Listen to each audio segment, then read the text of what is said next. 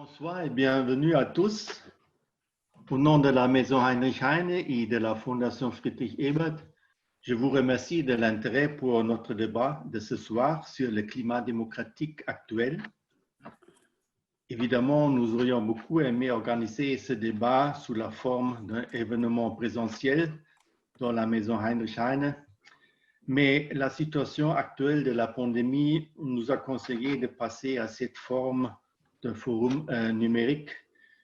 Nous espérons également que cette forme nous permettra de mener un débat stimulant et passionnant. Alors, pourquoi réfléchir et discuter du climat politique? Lorsque nous parlons de climat démocratique, nous faisons bien sûr pas référence aux fluctuations à court terme des attitudes vis-à-vis de la démocratie comme il existe tous les jours. Ça veut dire aujourd'hui peut-être un peu plus affirmatif et demain un peu plus critique. Non, dans ce contexte, nous parlons des changements fondamentaux et peut-être durables dans la culture politique de nos sociétés. Il y a quelque temps que nous observons dans de nombreux pays, dont la France et l'Allemagne, des évolutions inquiétantes et contradictoires. D'une part, un abstentionnisme croissant, d'autre part, une protestation violente des Wutbürger, comme on dit en Allemagne, ou des citoyens en colère en France. 20. Si on peut dire que la confiance est la base spirituelle de nos démocraties, alors ces développements indiquent une relation de confiance abîmée avec les institutions et les acteurs de la démocratie représentative. Certainement, une défiance informée peut être un signe de vigilance démocratique et de maturité politique, mais le retrait de confiance peut également être une réaction au sentiment d'exclusion, au sentiment de ne pas vraiment pris au sérieux. Mais que faire si là où il y avait autrefois la confiance, aujourd'hui la colère paraît déterminer le rapport à la politique? Il doit nous donner matière à réflexion quand des enquêtes indiquent que la défiance atteint un seuil d'alerte critique et que cette défiance est teintée de colère. Alors, est-ce que cette colère est une expression légitime d'une indignation contre un système politique dépassé? Ou est-elle le langage politique d'une société de plus en plus fragmentée? Et quel niveau de confiance et de colère la démocratie est-elle capable de supporter? Ce sont les questions que nous voulons aborder ce soir avec Bruno Cotresse et Jérémy Gagné.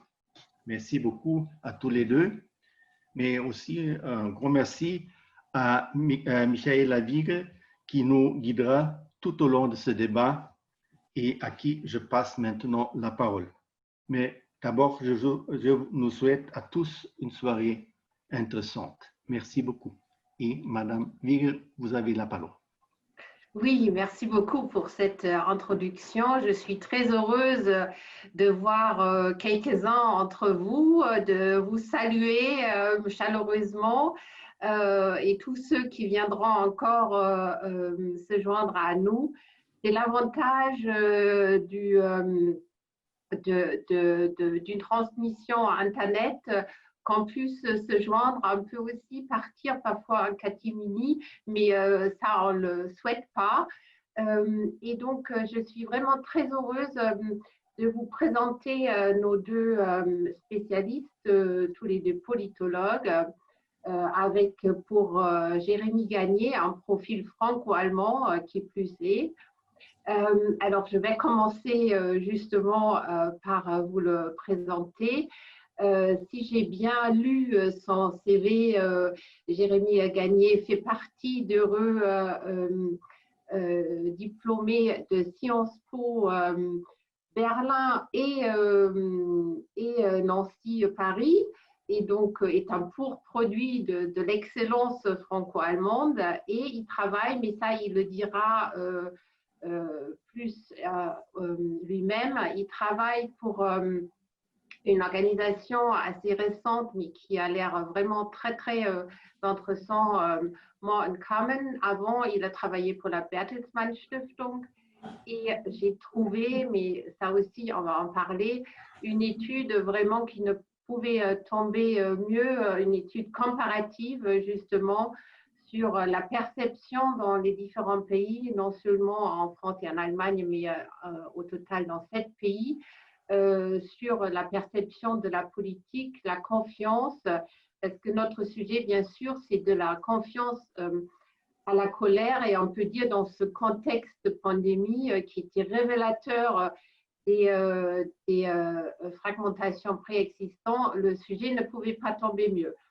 Alors, je me tourne vers Bruno Cottress, qu'on ne présente plus pour un public français, parce que c'est l'éminence du CEVIPOF de Sciences Po à Paris. Vous êtes tout le temps sollicité dans les médias aussi concernant, dès qu'il s'agit de sonder l'état de l'opinion publique et notamment la relation de confiance à la politique, mais vous êtes bien sûr, votre champ d'intervention est plus grand que cela. Et je pense, je vous laisserai tout de suite la parole pour vous puissiez développer un petit peu quel est le constat que vous faites. Si j'ai bien lu vos derniers écrits, j'ai l'impression qu'il y a quand même une différence assez notable entre l'état en France, l'état de l'opinion publique, la confiance, ou plutôt la défiance en France, et l'Allemagne et d'autres pays européens. Vous avez la parole. Merci beaucoup, Michaela, et merci beaucoup à Thomas ainsi qu'à tous les participants. Vous venez de le souligner, nous conduisons à Sciences Po, au CEVIPOF, toutes les années une enquête qui s'appelle le baromètre de la confiance politique, dont je m'occupe particulièrement. Et cette enquête a commencé en 2009. Elle n'a été que l'an dernier, elle est devenue une enquête comparative, France, Allemagne, Royaume-Uni. L'an prochain, dans quelques mois, d'autres pays vont se joindre à l'enquête. Et cette enquête documente, depuis maintenant plus de 10 ans, ce processus, effectivement, que vous qualifiez de la défiance à la colère. Depuis 11 ans que nous réalisons cette enquête, nous constatons d'année après année la permanence de ce sentiment très profond de gouffre entre les citoyens et leurs dirigeants politiques. Ce gouffre, il est particulièrement important en France, il existe aussi en Allemagne et au Royaume-Uni, mais on a le sentiment qu'en France, il est non seulement plus profond, plus dur, mais aussi que le système démocratique, que le système politique arrive à moins répondre. Et j'en parlerai dans un moment à propos de cette comparaison que nous avons fait entre les 3 pays.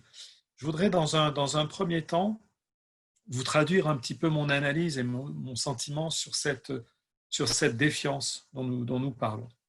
D'abord, il faut bien sûr réaliser que cette défiance, ça n'a pas commencé ces dernières années. Ça ne commence pas en France, loin de là, avec l'élection d'Emmanuel Macron et les déceptions qu'il a pu susciter dans plusieurs segments de l'électorat. Ça ne commence pas non plus avec François Hollande, ça ne commence pas non plus avec Nicolas Sarkozy. Et quand on reprend le fil de l'histoire, on voit que ce sentiment s'est installé dans un tournant que je situe à la fin des années 1980, début des années 1990, particulièrement en France, mais dans de très nombreux autres pays européens. Ce tournant de la fin des années 80 et le début des années 90 correspond à un ensemble de changements et de mutations que les citoyens vont progressivement commencer à intégrer. Évidemment, les dynamiques du processus d'intégration européenne qui, sous l'effet des débats publics pendant la ratification du traité de Maastricht, font prendre conscience à beaucoup de citoyens que dorénavant, il faudra raisonner en 2 dimensions, le niveau national et le niveau européen. il y a aussi tout un tas de phénomènes, évidemment, la chute du mur en Allemagne, la fin du premier septennat de François Mitterrand en France, des années de récession économique dans de très nombreux pays européens à peu près au même moment, et tout se passe comme si beaucoup de citoyens européens, mais c'est particulièrement le cas en France, reçoivent dans un laps de temps court un bombardement d'informations difficiles, souvent négatives. Il y a en France, à peu près à la même époque, beaucoup de scandales politiques qui concernent le financement de la vie politique française. Le 1er mai 1993, l'ancien Premier ministre socialiste Pierre Bérégovoy se suicide. Et donc, en quelques années, une structure très difficile et très douloureuse pour beaucoup d'électeurs vient se mettre en place. Quand on regarde les indicateurs que nous suivons sur une très longue durée, le sentiment que les hommes et femmes politiques ne comprennent pas les problèmes des citoyens ordinaires, on voit que ce sentiment existe, même dans les années 1970, 80, mais alors il commence à vraiment décoller à partir du début des années 1990. Ça, c'est un premier point. Le deuxième point que je voudrais souligner, c'est qu'il faut distinguer pour comprendre ce sentiment des couches, des strates différentes de la défiance politique. On pourrait dire qu'il y a deux couches principales. Il y a la couche qui est l'attachement aux fondations, aux principes fondamentaux de la démocratie, l'idée que la démocratie représentative, c'est le meilleur des systèmes après tout, malgré tous ses défauts.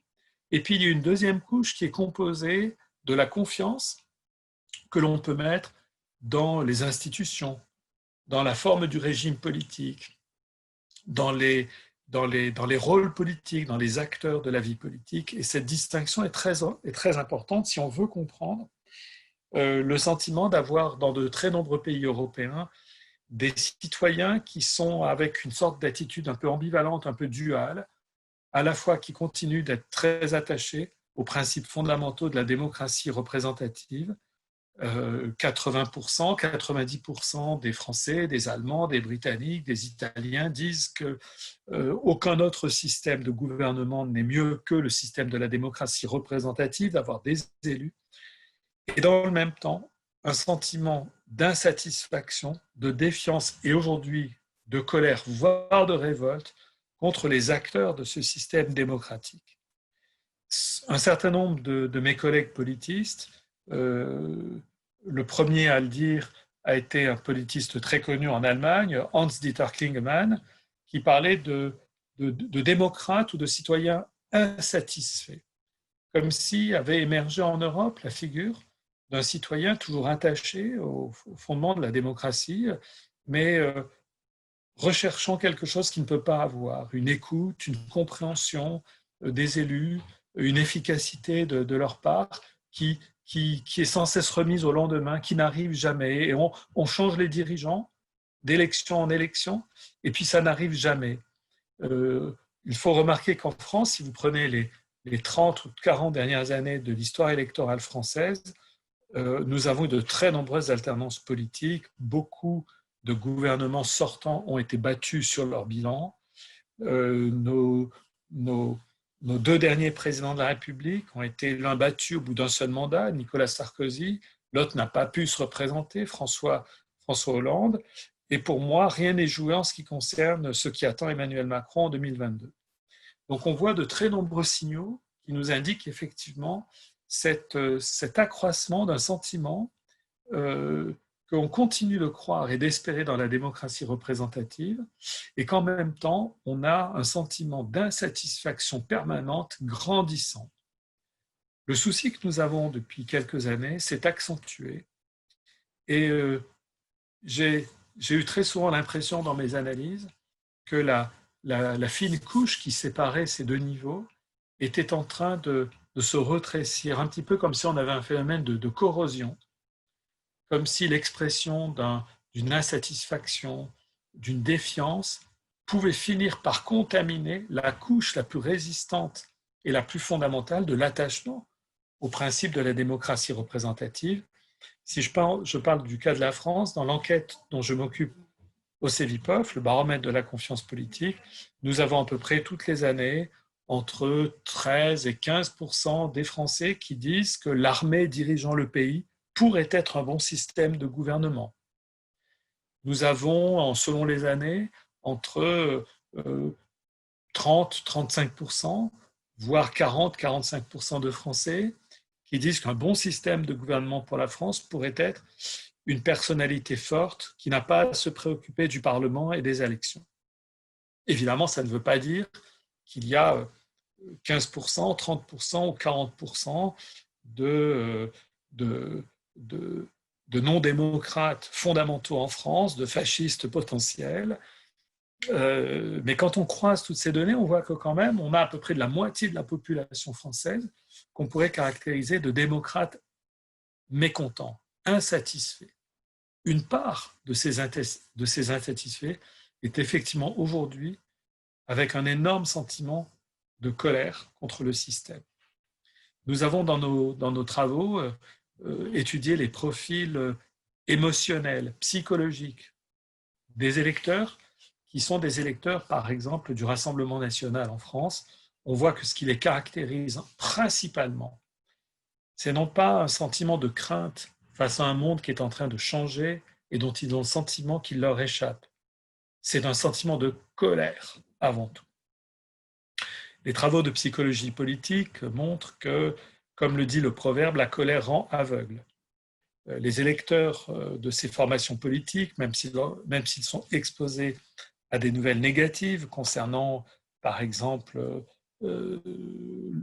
imaginons le débat raté par Marine Le Pen de l'entre-deux tours de la présidentielle, eh bien, peu leur importe, car ils sont d'abord et avant tout dominés par un sentiment de colère. Nous avons vu en France une explosion de colère à l'automne 2018, au moment des Gilets jaunes, comme je crois, aucun d'entre nous ne l'a vécu et aucun autre pays européen ne l'a vécu. Je reste, en tant qu'analyste de la vie politique française, je reste profondément marqué par les images que j'ai vues pendant l'automne-hiver 2018-2019, avec un sentiment d'une sorte d'impasse de la société française et de son incapacité à régler pacifiquement des conflits d'intérêts, des conflits de valeurs, des conflits de vision du monde.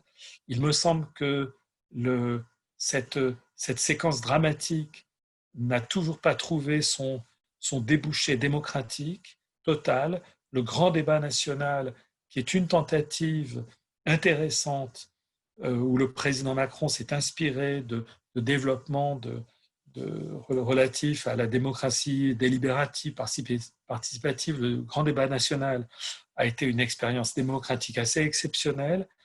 Ça n'a pas du tout suffi à éteindre ce sentiment de colère. Donc nous en sommes là aujourd'hui.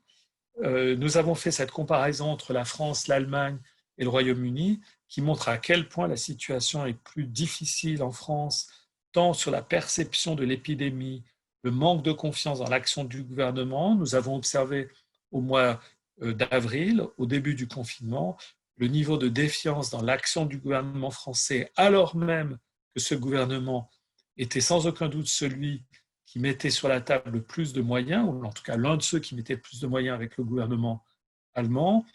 On voit que dans le cas français, le sentiment dominant, c'est un gouvernement qui n'arrive pas à anticiper, qui n'arrive pas à comprendre, et vis-à-vis duquel on manque de confiance de manière très importante. Il y a encore, le dernier sondage a été publié il y a quelques heures, il y a encore 2/3, 65% des Français qui déclarent ne pas avoir confiance dans le gouvernement, dans sa gestion de l'épidémie. Pour conclure, quelles sont les perspectives que les enquêtes que nous réalisons auprès des citoyens nous laissent entrevoir? Je crois qu'il y a vraiment des perspectives positives et qu'il faut avoir le regard plutôt optimiste, ne pas verser dans la fascination que nous avons tous pour les événements négatifs. Vous savez, les analystes politiques, on est des Cassandres. On aime quand il y a des événements dramatiques. Il faut essayer d'échapper à la fascination pour le drame. Il faut essayer d'avoir une vision un peu plus, je pense, un peu plus positive. Il y a une véritable aspiration à une autre approche, à davantage d'écoute. Il ne faut pas forcément non plus verser dans une approche naïve qui est que les citoyens ne demandent qu'à ce qu'on les écoute nous avions conduit une expérience dans le cadre de cette enquête où on a demandé à la fois aux mêmes personnes est-ce qu'ils souhaitent qu'avant toute décision publique, il y ait de grandes concertations, qu'on les écoute, ou est-ce qu'ils souhaitent que les politiciens délibèrent rapidement et agissent au plus vite? Eh bien, les Français veulent les deux à la fois. Ils veulent à la fois qu'on les écoute et que les politiciens soient efficaces. Donc, il reste des marges de progrès très importantes dans ces deux domaines, à la fois que l'action publique soit davantage visible, visibilisée, palpable par les citoyens qui ont toujours l'impression qu'ils ne voient pas le résultat de l'action publique, et en même temps, il y a de très grands progrès à faire en France sur, on ne va pas dire la décentralisation, parce que le mot est connoté, mais je dirais le rapprochement de la sphère publique et du citoyen. C'est un chantier d'avenir en France. Merci beaucoup. Merci beaucoup pour ce tableau très complet. Vous avez bien pointé aussi des racines qui viennent de loin, mais un tableau quand même bien noir, même si votre perspective montre aussi à quel point la France a vécu quand même un changement de paysage politique complet et que probablement on est aussi, pour donner encore une note optimiste, dans ce passage d'un système vers quelque chose dont on ne voit pas encore vraiment les précisions. Je me tourne donc vers Jérémy Gagné pour vous demander d'essayer de montrer un petit peu, probablement aussi des similitudes, parce que c'était justement cette colère. Est-ce que c'est une expression aussi en Allemagne pour participer à la politique? Quels sont les résultats que vous pouvez présenter? Merci. Merci Madame Wiegel, merci à la Maison Heinrich Heine et la Friedrich Ebert Stiftung pour cette invitation d'être ici avec vous ce soir. Merci à Monsieur Cotresse pour son intervention extrêmement intéressante.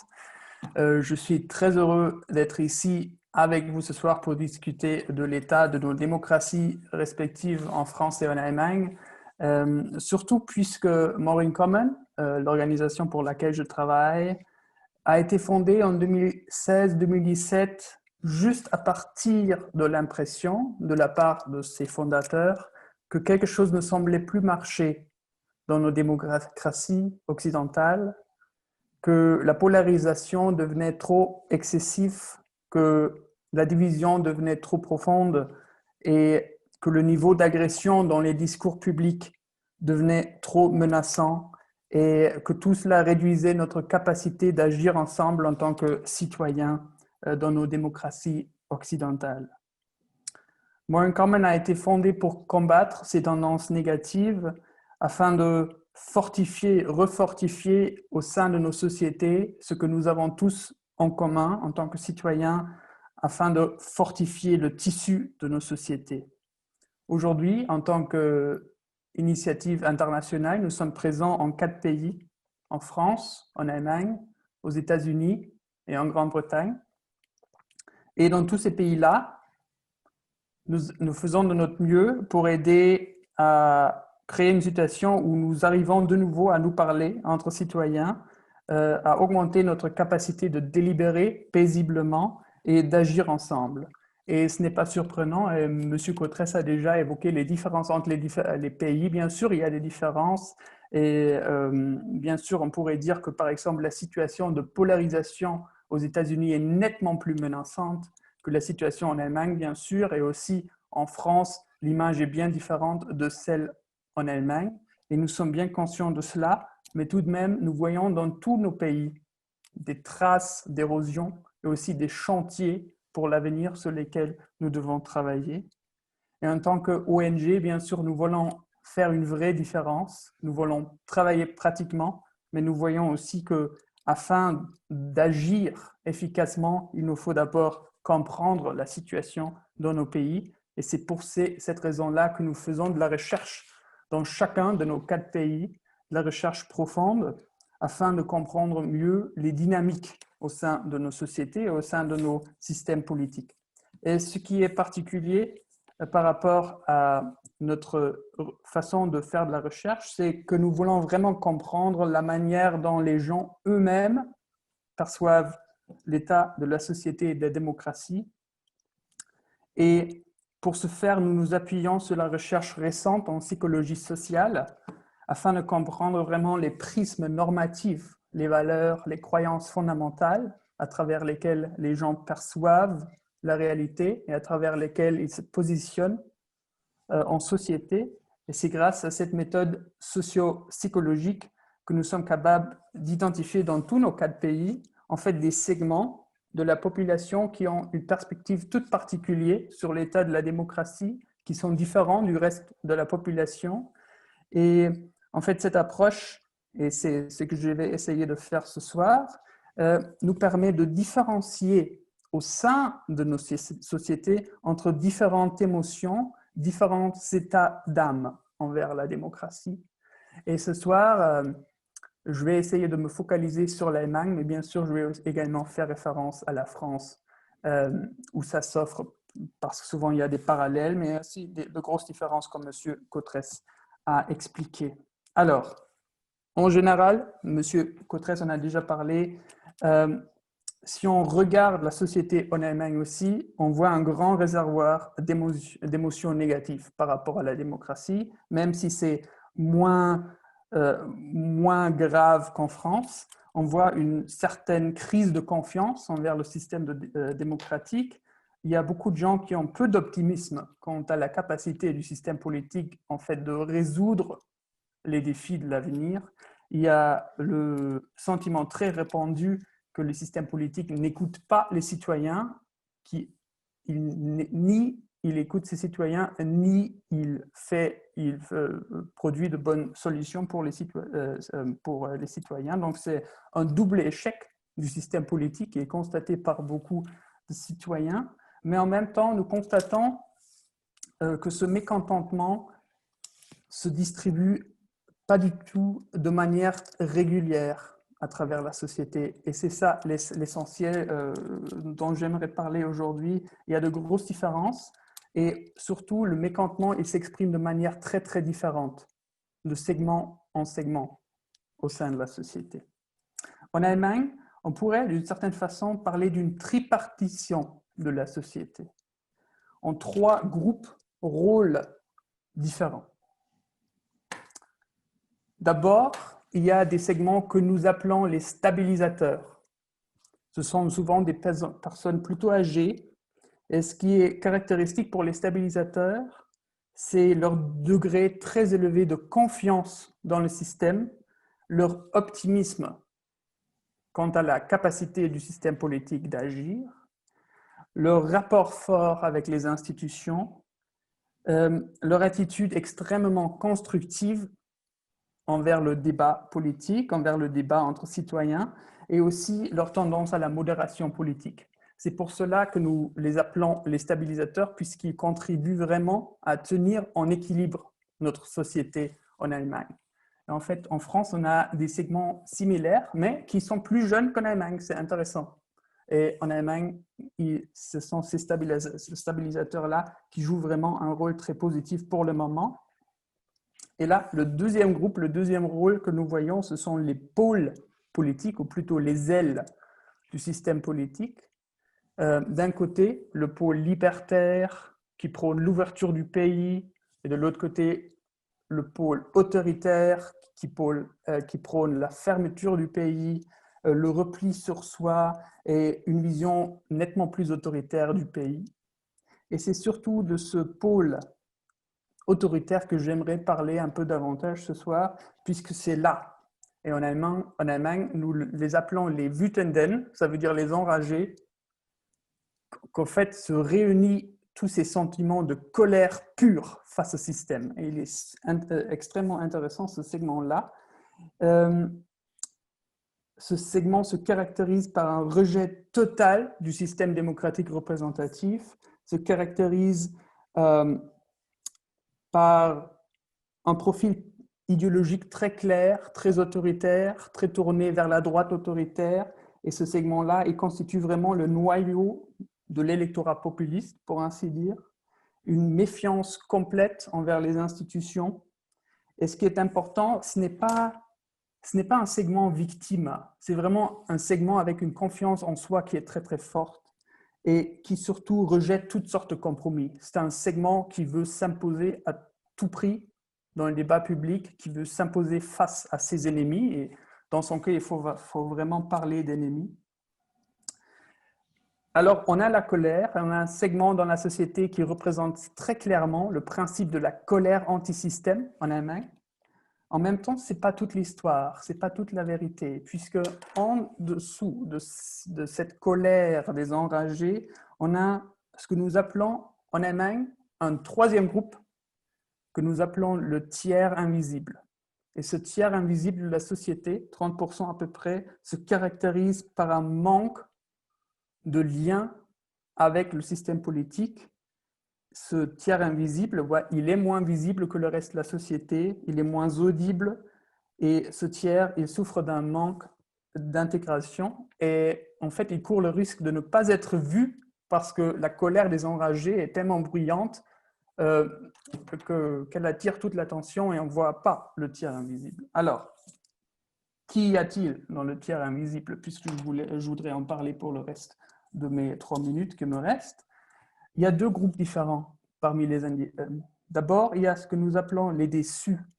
C'est un groupe communautariste, un groupe qui normalement était motivé par les valeurs de communauté, de justice sociale, d'équité. Et à leur vue, malheureusement, toutes ces valeurs ne sont plus remplies du tout, ne sont plus du tout réalisées au sein de la démocratie allemande. En fait, on a des segments plutôt similaires en France aussi qui se tournent souvent vers les gilets jaunes. Et donc, ces déçus-là, ces désenchantés, ils doivent dénoncer un système qui ne les voit pas, qui leur laisse pas de place, qui les a abandonnés.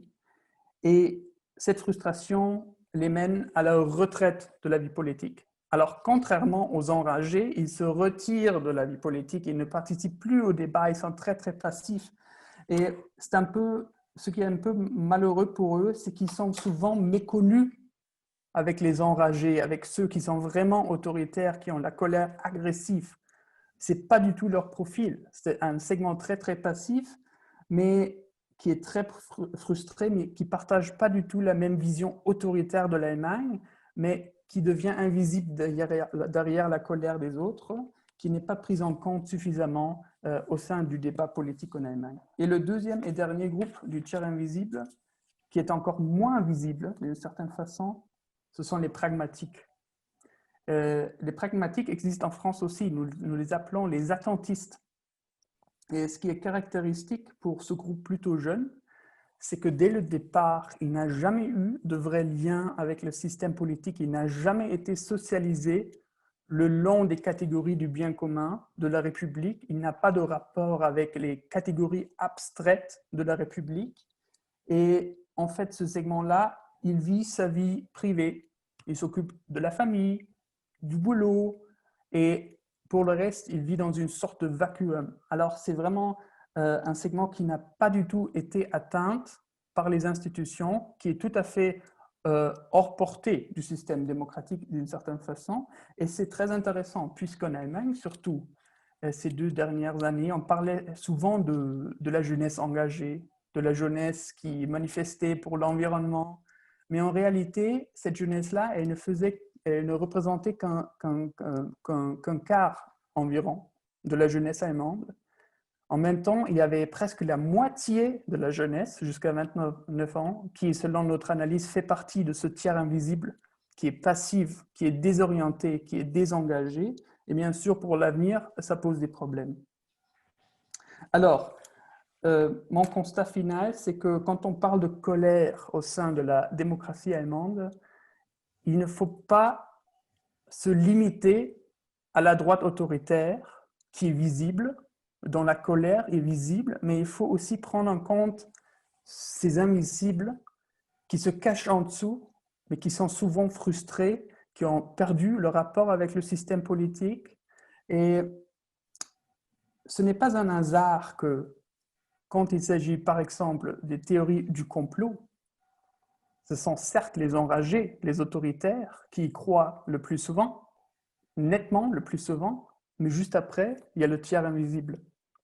Et le tiers invisible partage les théories du complot face au gouvernement, face aux médias, moins par son profil autoritaire qu'il n'a pas, mais plutôt négativement par son manque de lien éclatant avec le système.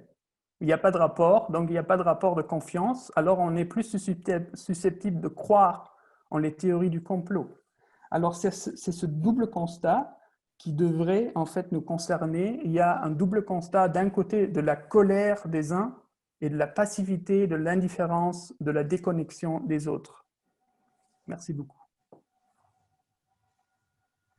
Oui, merci beaucoup.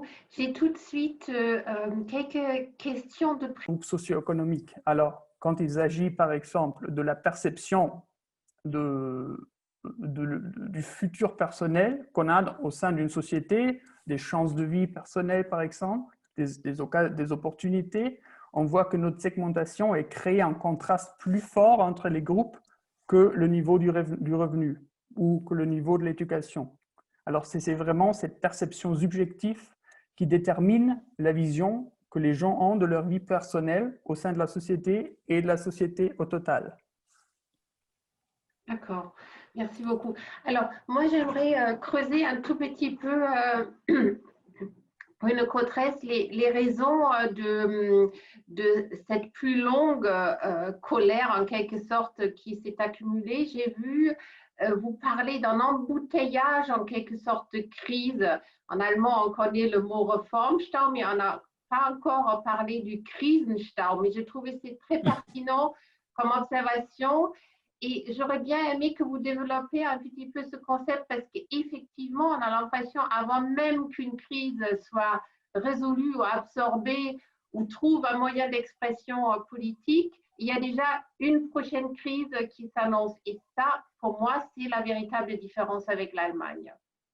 Je crois, oui, je pense que la différence pour moi la plus importante, c'est dans ce sentiment que nous avons en France depuis un certain nombre d'années. C'est difficile de le dater, mais effectivement d'une sorte de très longue file de crises qui ne trouvent jamais complètement leur débouché. C'est spectaculaire dans les 2 dernières années, puisqu'au cours des 2 dernières années, on a eu les gilets jaunes, les mobilisations, les grèves contre les retraites, la crise sanitaire, qui aussi est une crise politique en France, tellement est bas le niveau de confiance dans l'action de l'exécutif, le sentiment de beaucoup de Français aujourd'hui d'être perdus, désorientés dans les consignes données par le gouvernement par rapport au Covid.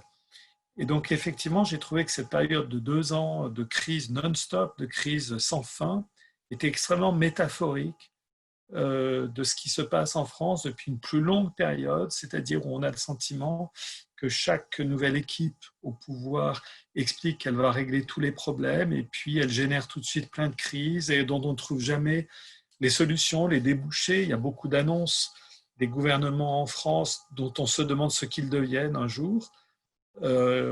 En plein milieu, au démarrage de la crise des Gilets jaunes, le président Macron annonce la création d'une sorte de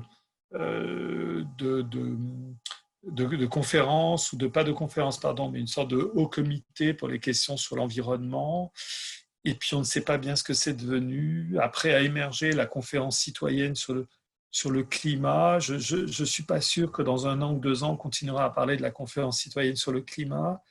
Et donc, on a le sentiment toujours d'une sorte de jeu qui n'est jamais abouti et qui est remis à zéro, avec une tentative de remettre à zéro régulièrement par l'élection présidentielle. Et on élit un nouveau président qui nous dit à nouveau que rien n'a été fait avant lui, qu'il va tout régler, et puis on retombe dans les mêmes problèmes. Et ce sentiment me semble être quelque chose que beaucoup de Français partagent et qui pour moi, analysant la vie politique française depuis de nombreuses années, est l'impression dominante que j'ai. Je vois les gouvernements et les présidents de la République se succéder et m'expliquer à chaque fois qu'on n'a rien fait avant eux, qu'on n'a rien compris. Et donc, je pense qu'on a cette particularité en France et ce sentiment aussi de problèmes et de questions qui sont infinies. Nous venons d'avoir une séquence en France sur la question de la laïcité, ce qu'on appelle le séparatisme. Moi, j'ai le sentiment que depuis que je m'intéresse à la politique, j'avais l'âge de 15 ou 16 ans, depuis que je m'intéresse à la politique, j'ai toujours entendu que la République était en danger, qu'il y avait un problème pour sauvegarder la laïcité. J'ai toujours entendu ça, j'ai toujours entendu des hommes et des femmes politiques me dire que notre modèle social était le meilleur du monde. Donc voilà, une série de, comme voilà, une sorte de long embouteillage de crises et de problèmes qui ne trouvent jamais de solution, et il y a simplement un empilement de solutions qui sont apportées. Et au bout du compte, le citoyen voit ça et a le sentiment d'une inutilité des changements de majorité. Il voit bien que de temps en temps, il se passe quelque chose, qu'on donne une 5e semaine de congé payé, lorsqu'on réduit la semaine de travail à 35 heures, si on règle un problème du financement des hôpitaux. En ce moment, on voit bien que de temps en temps, il y a une solution pragmatique, pratique qui émerge, mais le sentiment dominant est effectivement celui de ne voir jamais la fin des crises. Alors, j'ai entendu une lueur d'espoir dans ce que Jérémy Gagné a dit, que dans les stabilisateurs, donc les personnes qui maintiennent en quelque chose la République de par leur attitude et de par leur confiance dans les institutions, il y avait en France plus de jeunes qu'en Allemagne. Et qu'en Allemagne, c'était plutôt des personnes plus âgées. Probablement, vous pouvez vous réagir à cette thèse. Et Jérémy Gagné, comment un peu aller creuser cette idée, pourquoi moi j'avais toujours, je dois dire, l'idée que justement ceux qui vont le plus, participent le plus à la démocratie représentative, ce sont les personnes à partir, allez, on va dire, de 55 ans, et que c'est le gros des électeurs, que c'est pour moi justement des stabilisateurs. Bruno Cottresse. Alors, ce qui est certain, c'est qu'on voit qu'il y a dans les jeunes générations une adhésion à certaines valeurs. Alors, je ne sais pas si on peut les qualifier de stabilisatrices, mais en tout cas, certaines valeurs qui vont dans le sens de moins de polarisation de la société. Je pense par exemple aux valeurs de la tolérance, mais je ferai 2 remarques. La première remarque, c'est que la jeunesse française est elle-même profondément divisée sociologiquement entre la jeunesse déqualifiée des petits boulots, des contrats d'intérim, qui a voté massivement pour Marine Le Pen, et la jeunesse étudiante, éduquée, qui a beaucoup voté pour Jean-Luc Mélenchon. Par exemple, il y a évidemment un écart très important. Dans l'enquête que nous avons faite au Cevipof pendant la présidentielle, on voyait que chez les jeunes, les 18-24 ans, mais précaires, pauvres, dans la partie pauvre de la jeunesse française, la proportion de vote pour Marine Le Pen pouvait atteindre 50-55%. Donc c'est pratiquement un vote unique dans cette catégorie. En revanche, c'est vrai que dans d'autres catégories de la jeunesse, il y a une adhésion à des valeurs qui sont plutôt des valeurs du dialogue politique, de la tolérance, et donc de ce point de vue-là, qui exercent une fonction effectivement de stabilisation au sens qui a été donné par Jérémy, c'est-à-dire d'essayer de sortir de la logique mortifère de la polarisation et du rejet de l'autre au nom du combat politique. Dernier point, la jeunesse, à l'intérieur de la jeunesse, il y a aussi différentes étapes de la jeunesse. Les travaux de sociologie de l'abstention montrent que les jeunes, lorsqu'ils ont l'accès au droit de vote, vont très souvent l'utiliser la première fois et après vont arrêter de s'en servir pendant de nombreuses années, considérant qu'ils ont voté et que ça n'a rien changé. Et il va falloir effectivement à ce moment-là attendre la maturité professionnelle, l'insertion sur le marché du travail, pour retrouver une jeunesse qui participe au processus politique. Donc voilà un peu ce qu'on peut dire pour moi pour la jeunesse, mais il faudrait que je regarde de plus près la typologie très intéressante proposée par Jérémy. Oui, Jérémy Gagné, vous voulez développer et une autre question que j'avais sur ce que vous avez dit. Je me demandais dans quelle mesure ce concept des invisibles dont vous avez parlé se découpe avec, quand on l'entend en France, on pense bien sûr à l'exploitation politique que fait Marine Le Pen depuis des années de ce terme, de toujours dire je suis la candidate des invisibles. Elle va même dans des villages en disant voilà, je suis dans un village qui est invisible. Et effectivement, souvent, c'est des villages dont on n'a même pas entendu le nom. Est-ce que c'est volontaire ou est-ce que c'est juste parce que vous êtes un organisme qui prend les termes appropriés en ne pensant pas forcément à la France? Alors, merci. J'aimerais bien commencer par la seconde question. Alors, le terme des invisibles, il a été identifié par nous en Allemagne. Ça se réfère à 100% avant tout à la situation en Allemagne. Mais en effet, et peut-être qu'il y a aussi un argument qui explique pourquoi les populistes en Allemagne aussi ont du succès, réussissent auprès des invisibles aussi, c'est vraiment ce sentiment d'être des citoyens de seconde classe, de ne pas être entendus, qui pousse beaucoup d'invisibles dans les bras de l'AfD en Allemagne, par exemple. Bien sûr, il y a les enragés, les autoritaires de droite qui constituent la partie la plus importante de l'électorat AfD. Mais derrière eux, il y a vraiment aussi beaucoup de membres du tiers invisible qui ont plutôt tendance, qui n'ont pas de parti préféré parmi les partis établis, parmi les partis classiques, qui sont frustrés par toute la gamme des partis politiques établis et qui ont donc tendance à soutenir l'AfD souvent, à partir de cette sensation de ne pas être vu, de ne pas être entendu, d'être citoyen de seconde classe et de ne pas être traité suffisamment bien par le système politique établi. Donc, on a vraiment ce sentiment d'être invisible. C'est aussi pour cela que nous les avons qualifiés comme ça. Par rapport aux personnes plus âgées, parmi nos stabilisateurs, nous différencions entre deux segments différents. L'un est plutôt progressiste, donc si on veut parler politique, ce sont plutôt les anciens électeurs de la coalition rouge-verte.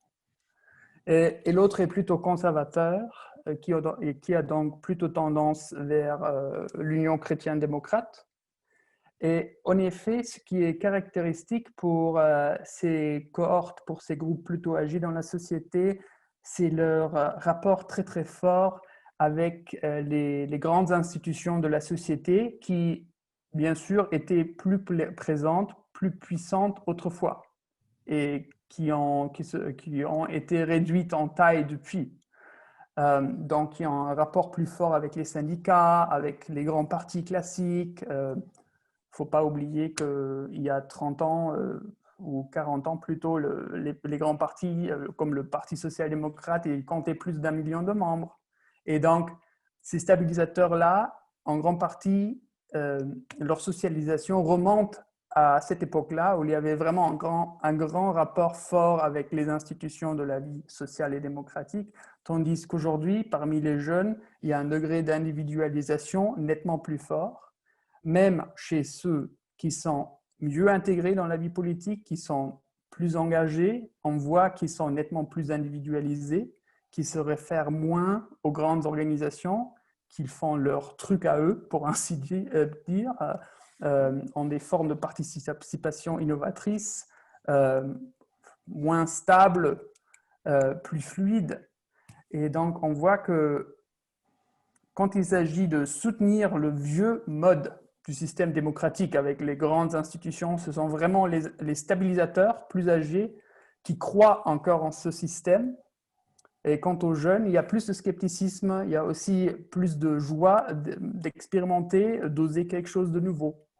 Au moins parmi ceux qui sont engagés. Et après, il y a ceux qui ne sont pas engagés au sein des jeunes, qui sont tout à fait désengagés, qui sont passifs et qui ont vraiment un manque de socialisation avec le système.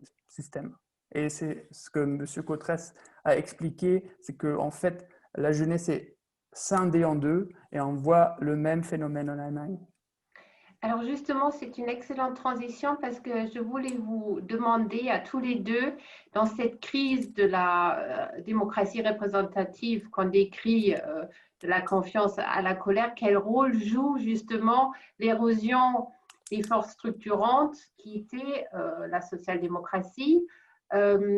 Et est-ce que là, le constat, mais pas seulement, bien sûr, il y avait la démocratie chrétienne et en France, la variante plus gaulienne, toutes les organisations de partis qui se référaient à de Gaulle à droite. Mais comment vous jugez justement la capacité de surmonter cette érosion? Là, j'ai l'impression que la France a quand même fait des grosses tentatives de renouveau, même si ce n'est pas abouti.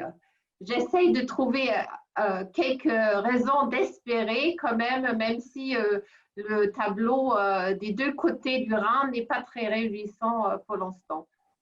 Bruno Cotresse. Oui, c'est vrai qu'il y a eu des tentatives intéressantes en France.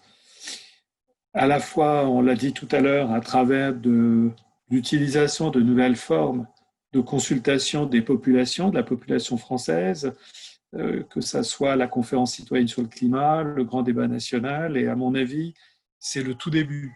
On va voir dans toutes les démocraties s'affirmer des modalités de consultation des populations qui vont nous obliger à voir le fil continu de la démocratie plutôt que de voir celui-ci entre deux élections uniquement. Donc je pense que là, on n'en est qu'au tout début. Alors pour le moment, ça ne marche pas très bien, ça ne suscite pas forcément une situation beaucoup plus positive dans le cas de la France, mais on voit bien que quelque chose est en train de se passer dans les techniques démocratiques qui sont utilisées en France. La France en a terriblement besoin, car elle souffre d'un mal absolument terrible, qui est cette élection présidentielle, pour le meilleur et pour le pire. Pour le meilleur et pour le pire, parce qu'il y a les deux dans l'élection présidentielle française. Il y a des vertus de cette élection présidentielle qui a le mérite de trancher clairement le choix de société qui suscite l'adhésion des Français. Les Français continuent de participer à l'élection présidentielle. Et puis pour le pire, parce que, comme je le disais, elle nous met tous les 5 ans dans à nouveau la même histoire et à nouveau on repart sur une itération. Donc pour le meilleur et pour le pire. Mais on a des tentatives intéressantes, effectivement. Dans le domaine partisan, il y a aussi des choses intéressantes qui se sont passées en France et qui aussi essayent de renouveler le modèle qui est un peu à bout de souffle du parti politique. Il faut d'abord toujours partir de l'idée que la France n'a jamais été un pays où les partis politiques étaient très forts. Il y a eu quelques exceptions dans l'après-guerre avec le gaullisme ou le Parti communiste à l'époque, mais globalement, la France a toujours été un pays où les partis politiques sont des organisations qui sont relativement faibles. L'adhésion est très faible. Le plus gros parti politique en France aujourd'hui, c'est La République En Marche, qui comptait au maximum 400 000 adhérents et qui sans doute aujourd'hui en a moins. Mais des partis qui entendent, par exemple, gagner l'élection présidentielle comme Europe Écologie Les Verts, c'est 20 000, 25 000 adhérents. Physiquement, 20 000, 25 000 adhérents, c'est la moitié d'un stade de football de Ligue 1 de rang moyen, on va dire. Voilà.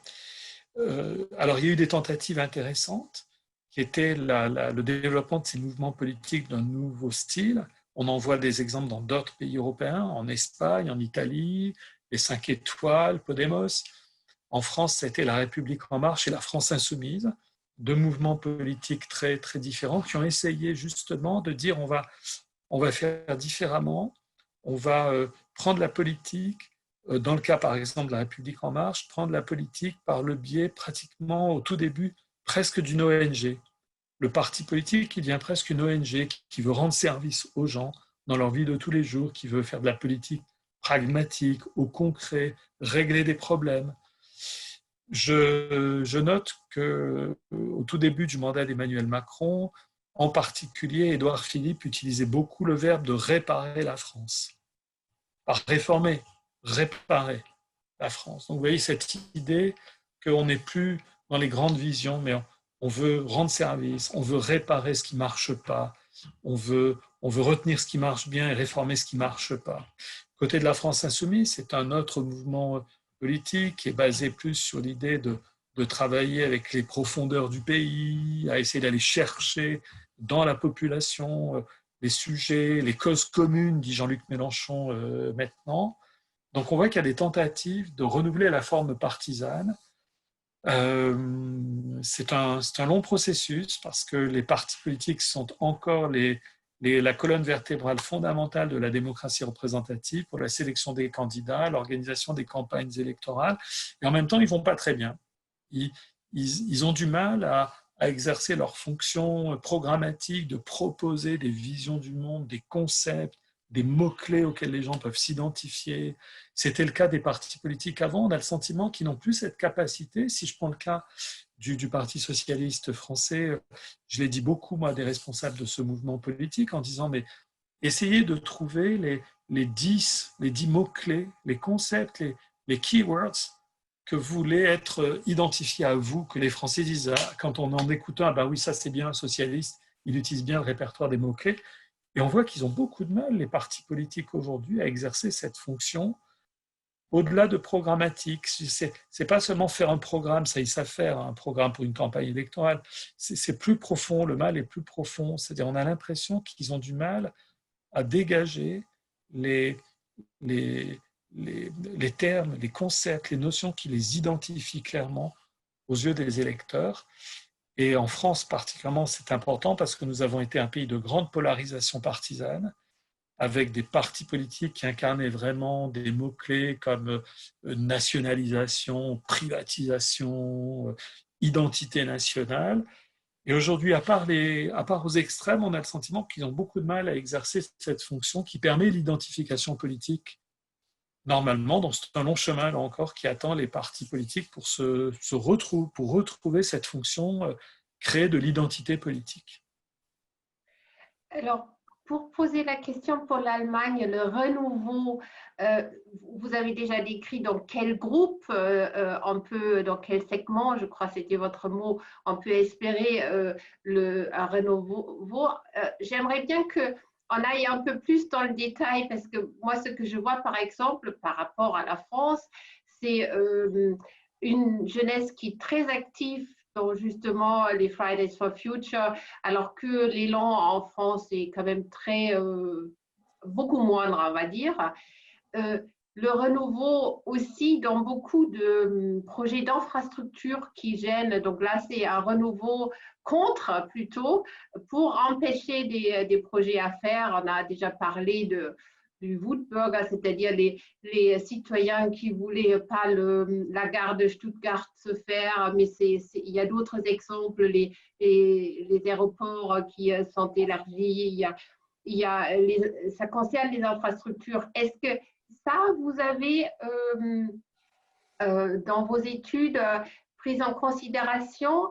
J'ai lu une étude que vous avez faite sur la pandémie et je trouvais très intéressant que vous arrivez à la conclusion que finalement, ça renforçait le sentiment d'appartenir à une même communauté de destin. C'était un peu le contraire d'une société de plus en plus fragmentée. Merci. Alors, je vois là-dedans plusieurs questions quant au destin commun. En effet, oui, nous voyons sous Corona, sous Covid, mais dans tous les pays examinés, une tendance dans la population de reconnaître l'humanité partagée de tout le monde face à un défi majeur comme la pandémie. Mais en fait, ce constat plutôt abstrait qui se rapporte à l'humanité entière ne se traduit pas forcément en une confiance croissante envers autrui. Donc, ce grand moment d'unification qui a été prévu par beaucoup de commentateurs, surtout en Allemagne, au début de cette crise, il n'a pas encore eu lieu. Il faut le constater. En fait, la confiance n'a pas agrandi.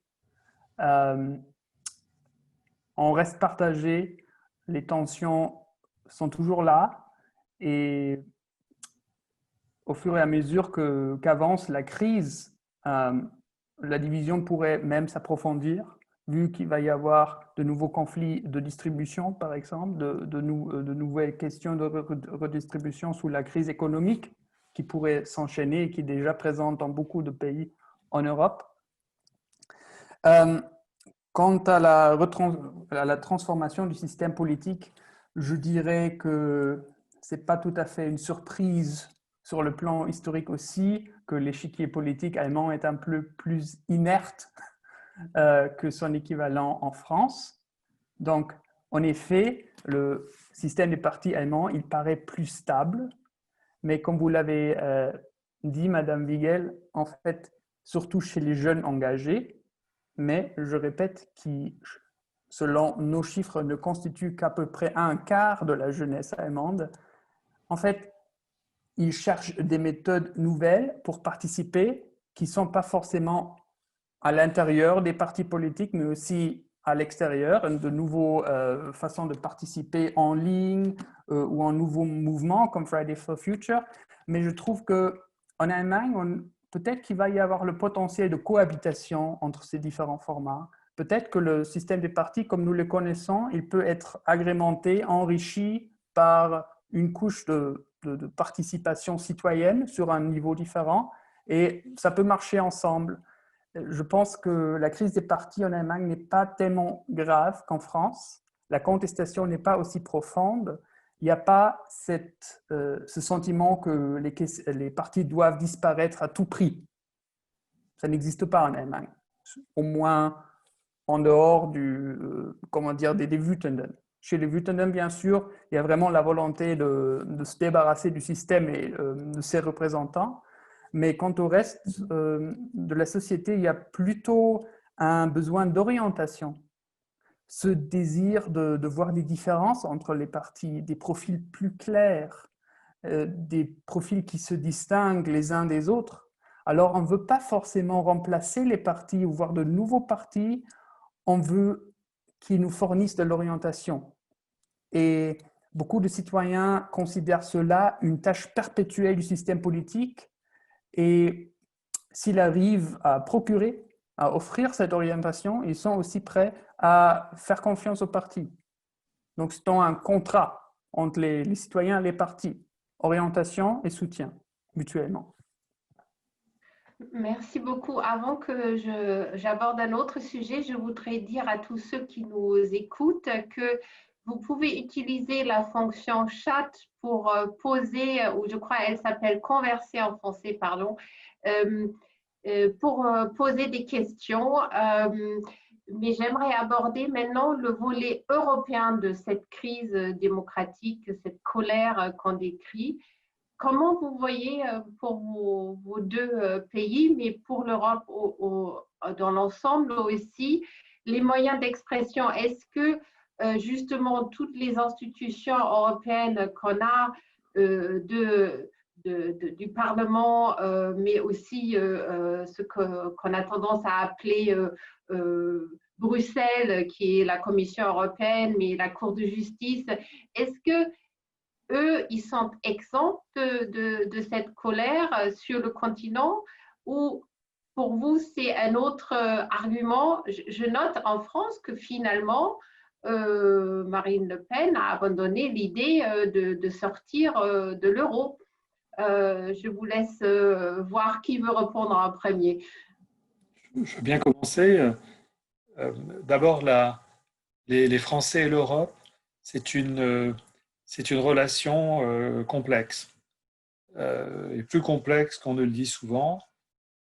Il n'y a pas en France, je dirais, une opinion publique qui soit radicalement pro ou radicalement anti-européenne. Il n'y aura jamais de Frexit. Il n'y a pas le ferment qui avait toujours existé au Royaume-Uni qui était d'un sentiment d'une perte de souveraineté. Donc il n'y a pas en France de perspective de sortir de l'Union européenne. Et vous avez raison, Michaela, Marine Le Pen a dû s'adapter, a dû corriger fortement sa communication et son message sur la question de l'Europe. Mais il n'y a pas non plus en France une volonté irrépressible d'être les leaders de l'Europe, de plus d'intégration européenne. La France est un pays qui, sur les questions européennes, se situe très souvent de manière assez moyenne sur toutes les enquêtes d'opinion comparative dont on dispose. Il ne faut jamais oublier que nous sommes le pays qui a ratifié de très très courte majorité le traité de Maastricht, que nous avons rejeté le traité constitutionnel et que les 2 dernières élections européennes ont été gagnées par Front National et Rassemblement National ensuite. Donc le rapport des Français à l'Europe est un rapport ambivalent, avec comme caractéristique un décalage de ce fait assez systématique, assez systémique, entre des élites politiques très largement favorables à un processus d'intégration européenne. Le rôle présidentiel français fait qu'il n'est pas possible d'être élu le chef de l'État français sur une posture qui serait une autre posture que je vais être un leader de l'Europe. Chacun l'a interprété à sa manière.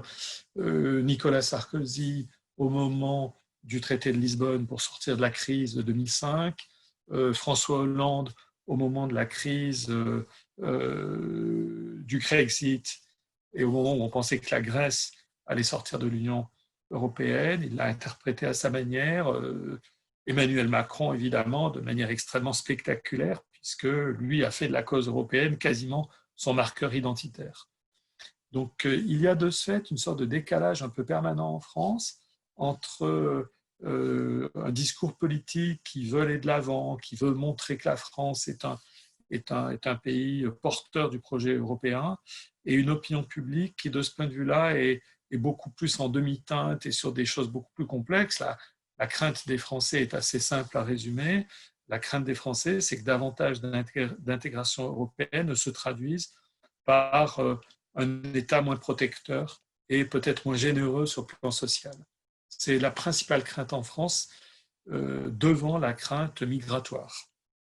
Donc par rapport à tout ça, je dirais que les avancées européennes incontestables qui viennent d'être effectuées par le plan de relance Merkel-Macron, on peut dire, ou Macron-Merkel, je ne sais pas dans quel ordre il faut dire, se traduisent par davantage de visibilité dans l'opinion publique de l'Europe. Quand on regarde la confiance dans l'Europe, elle est légèrement en augmentation en France. Mais ça veut dire qu'il y a un peu plus de visibilité, que la question européenne a été beaucoup mise sur le devant de l'agenda de communication du président. Ça ne veut pas dire forcément que sur un long terme, il y aurait une France qui serait une France pour de l'intégration dans tous les domaines, un coup d'accélérateur de la construction européenne sur la question de l'élargissement, par exemple. Tant les élites françaises que l'opinion publique est pas du tout favorable à davantage d'élargissement. Or, c'est une question qui ne peut que se poser sur les décennies qui arrivent. On peut mettre la question de l'élargissement sous le tapis si l'on veut, elle sera posée par les décennies qui arrivent inéluctablement. Donc voilà un petit peu où on en est. Alors la colère par rapport à l'Europe, je dirais que ce qui caractérisait l'opinion française par rapport à l'Europe, c'était beaucoup plus ce sentiment ambivalent que ce sentiment qu'une colère tournée et adressée contre l'Europe en disant c'est à cause de Bruxelles et à cause de l'Europe qu'on ne peut plus faire ce qu'on veut en France. Il y a ça, évidemment, hein, ça caractérise de manière très importante l'électorat de la gauche radicale et l'électorat de la droite populiste. Évidemment, c'est ce sentiment qu'il faut sortir des traités européens et qu'on ne pourra pas réformer la France et la rendre plus juste, plus égale sans sortir des traités européens. Mais je ne crois pas que ce soit l'opinion dominante en France. L'opinion dominante, c'est on est dans l'Europe, on est dans la zone euro, on a du mal à bien comprendre pourquoi qu'est-ce qu'on y fait, qu'est-ce que l'Europe fait, mais on ne se voit pas pour autant en sortir. Merci. Jérémy, un mot sur le volet Europe et après je passerai on a une première question très intéressante. Merci. Alors, bien sûr, en Allemagne aussi, il y a toujours eu un certain segment de la population, une certaine partie de la population qui a été eurosceptique. Mais en général, il faut constater qu'en fait, les liens normatifs qui attachent la population à l'Europe sont nettement plus forts en Allemagne que quasi partout ailleurs en Europe. Nous voyons cela dans nos études qualitatives. L'appartenance du pays à l'UE est une bonne chose pour la majorité des Allemands et parfois dans les autres pays, la situation est bien différente. Alors les Allemands, ils sont vraiment attachés à l'Europe en majorité. Et un autre exemple, franco-allemand, on a demandé aux gens s'ils se sentaient plutôt national, ça veut dire français ou allemand, ou plutôt européen, ou les deux en même temps. En fait, le pourcentage de ceux qui se croient à la fois français et européens est de 20% en France. Il est de 40% en Allemagne. Pour des raisons historiques, bien sûr, puisque le renouveau du pays au sein de l'Europe, ça fait vraiment partie du code génétique du pays. Et ce qui est intéressant, surtout dans la situation Covid, c'est que cet attachement normatif explique un peu le clivage qui s'est produit dans la coalition d'austérité entre l'Allemagne et les Pays-Bas. Nous voyons cela de manière très très claire dans nos données.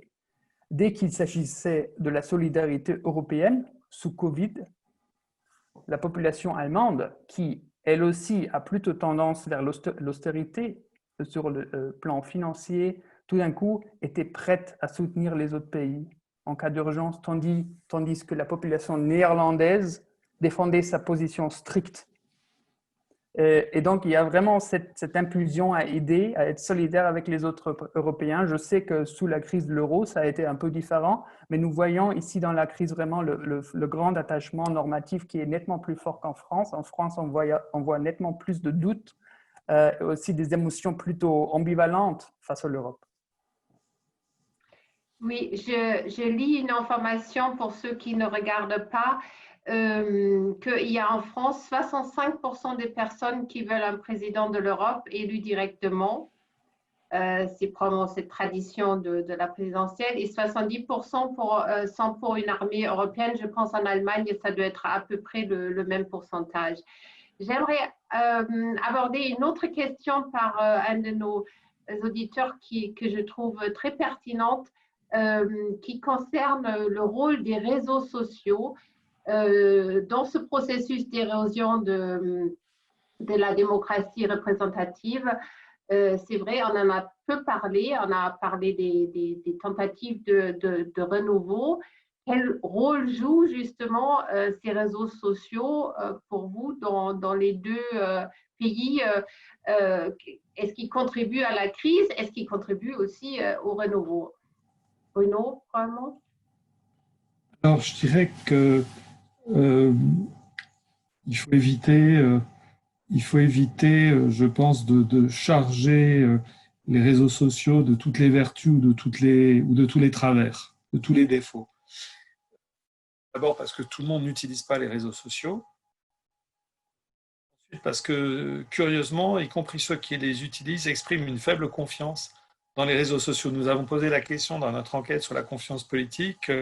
Il y a de l'ordre de 20% des Français, et dans les autres pays, ce n'était pas tellement plus élevé, qui disent avoir confiance dans l'information qu'on trouve sur les réseaux sociaux. Donc nous sommes très paradoxaux, nous utilisons des réseaux sociaux dans lesquels nous n'avons pas tellement confiance. Alors, je pense que plutôt que de leur donner une responsabilité sur la détérioration du débat public, son côté émotionnel, il faut voir que le principal vecteur de l'information reste toujours la télévision. C'est quand même toujours d'abord, avant tout, presque exclusivement à travers les chaînes de télévision que l'information passe pour les citoyens. Donc, de ce point de vue-là, les réseaux sociaux occupent une part de marché qui est bien, bien, bien moins importante. Et c'est vrai que ce qu'on peut souhaiter, en tout cas pour la France, je connais moins l'Allemagne, en tout cas pour la France, ce qu'on peut souhaiter, c'est une évolution du débat politique vers plus de, je dirais pas moins d'engueulade, mais en tout cas plus de respect mutuel. On peut s'engueuler tout en ayant du respect mutuel. Il y a une psychologue spécialiste de psychologie politique américaine, Diana Moots, qui a fait tous ses travaux sur cette question. Est-ce que lorsque les citoyens voient des personnalités politiques s'insulter ou s'engueuler dans les émissions politiques à la télévision, est-ce qu'au fond ils en sont horrifiés, dégoûtés, ou est-ce qu'au contraire ils prennent goût à ce spectacle? Elle montre qu'on est aussi très, très ambivalent. Les mêmes personnes vont dire ah, les débats politiques, c'est horrible, ils ne s'écoutent pas. Et puis en même temps, on se prend tous au jeu de regarder une belle engueulade. J'imagine que je ne suis pas le seul à avoir regardé le débat Trump-Biden à la fois horrifié et fasciné. Horrifié et fasciné. Moi, j'étais les deux. J'ai regardé parce que c'était un spectacle absolument fascinant, mais c'est un spectacle absolument désolant et consternant et horrifiant sur le débat politique. Donc, je pense qu'il faut regarder une problématique un peu d'ensemble sur l'éducation des hommes et femmes politiques à davantage de respect les uns par rapport aux autres, ce qui ne veut pas dire qu'il ne faut pas qu'il y ait de la confrontation. Il y a peut-être une différence franco-allemande de ce point de vue-là qui est importante. Je pense que dans la tradition historique française, le débat politique polarisé, idéologie conflictuelle est une donnée très importante de l'histoire politique du pays. Nous sommes un pays de confrontation idéologique. La France, pour des raisons historiques assez lourdes. Mais les réseaux sociaux, là où il y a un enjeu d'éducation et un enjeu de responsabilité collective, c'est évidemment vis-à-vis de la calomnie, vis-à-vis des rumeurs, vis-à-vis des fake news. Et de ce point de vue-là, on voit à quel point il est difficile de trouver le bon curseur. La liberté d'expression, c'est fondamental. Et la régulation de cette liberté, elle est problématique, elle est compliquée. Mais on fait des progrès, il me semble qu'on fait plutôt un peu des progrès de ce point de vue-là dans la régulation de l'insulte et de la négativité sur l'Internet. Mais c'est une tâche presque d'éducation civique de longue durée. Merci. Je vais essayer de lier justement la question des réseaux sociaux avec la question sur quelle innovation institutionnelle faudrait-il pour sortir de cette méfiance. Probablement, Jérémy pouvait en dire un mot. Justement, on a déjà abordé quand même quelques idées comment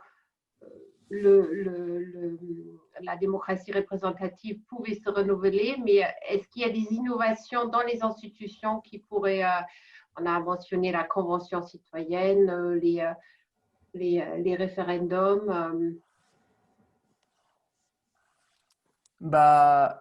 En fait, en effet, j'aimerais bien combiner cette question-là avec la question des réseaux sociaux. Nous avons traité de ces questions-là dans nos études. Et ce qui est intéressant, c'est que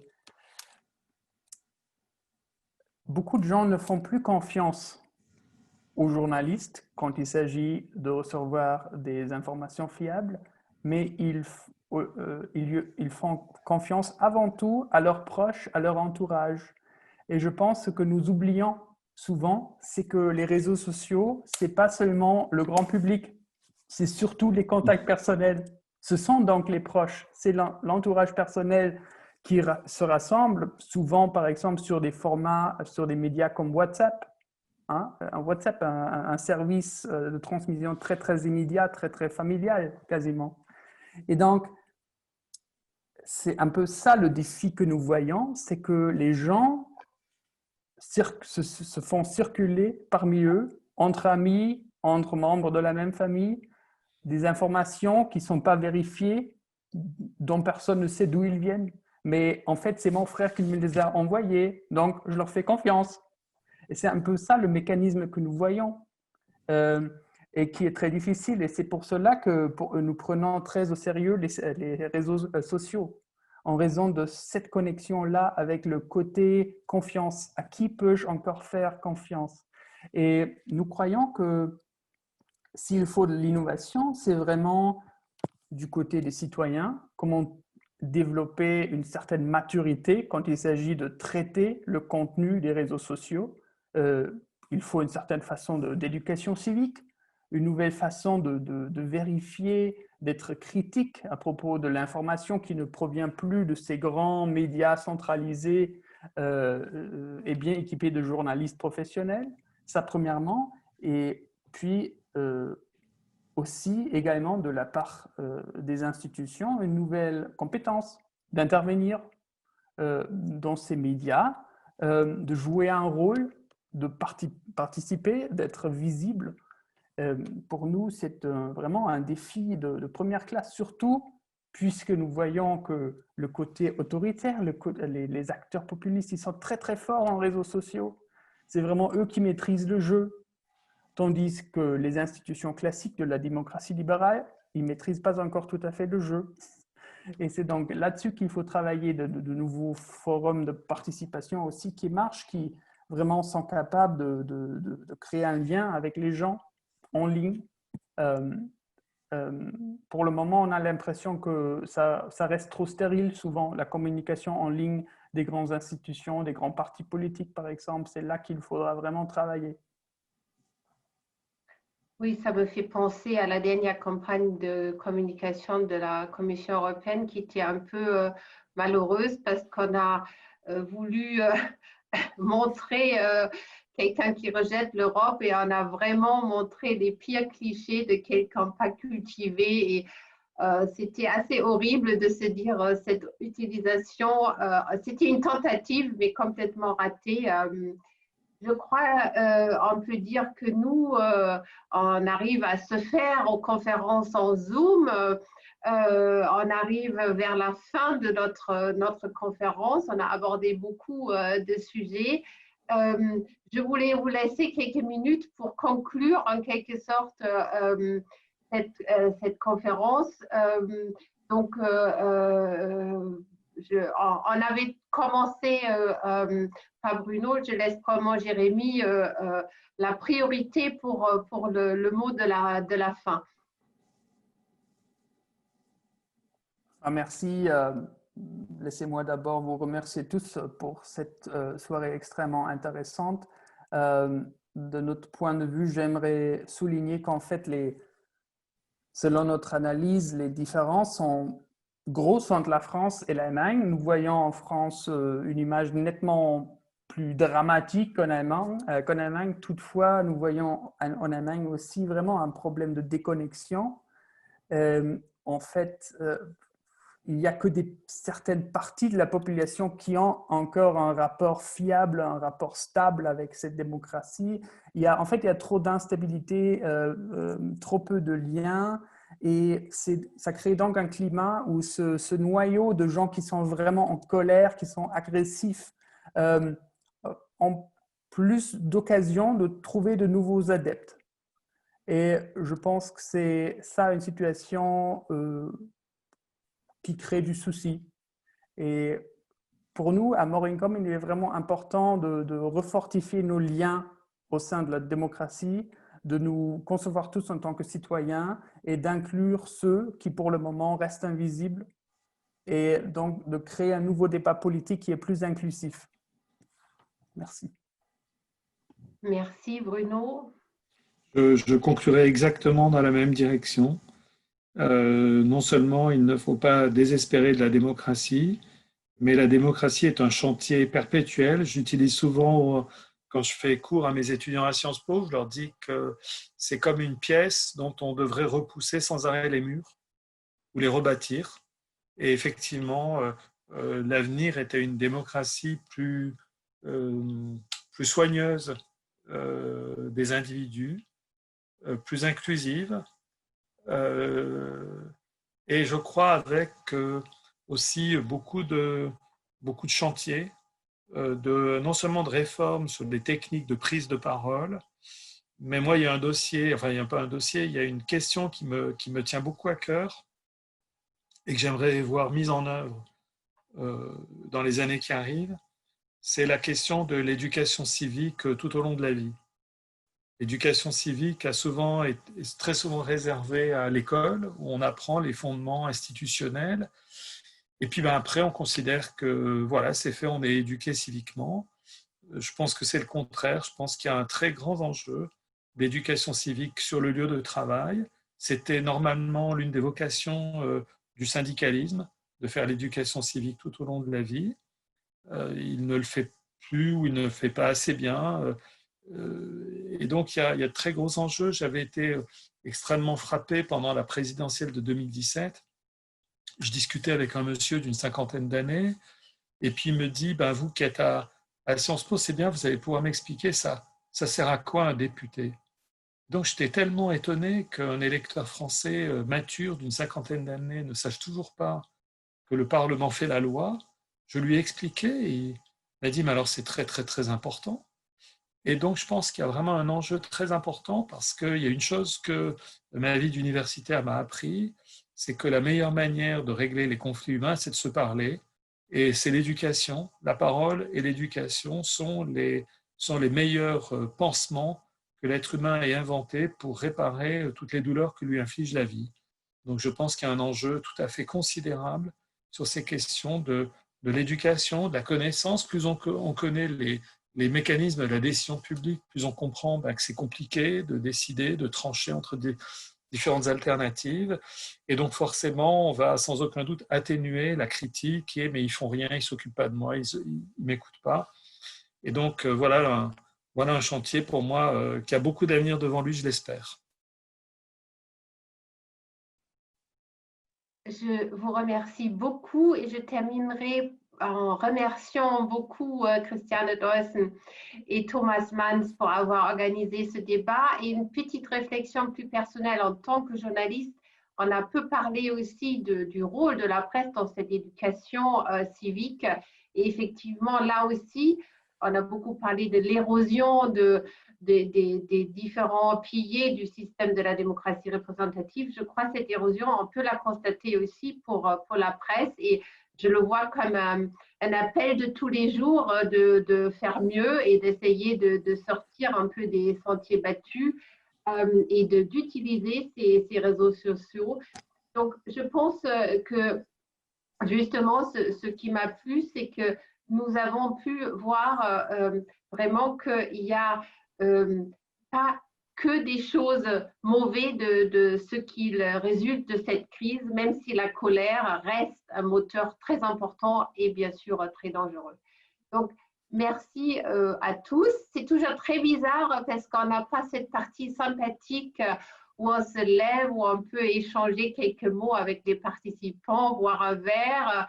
Mais ce beau temps reviendra, j'en suis sûre. Et je vais maintenant me déconnecter. Et je vous souhaite que dans votre cuisine, ou je ne sais pas où, vous attend un petit verre de quelque chose et que vous pouvez discuter probablement avec les membres de votre famille ou des amis sur ce débat. Au revoir. Merci beaucoup. Merci, au revoir. Au revoir. À bientôt. À bientôt. À bientôt. Au revoir.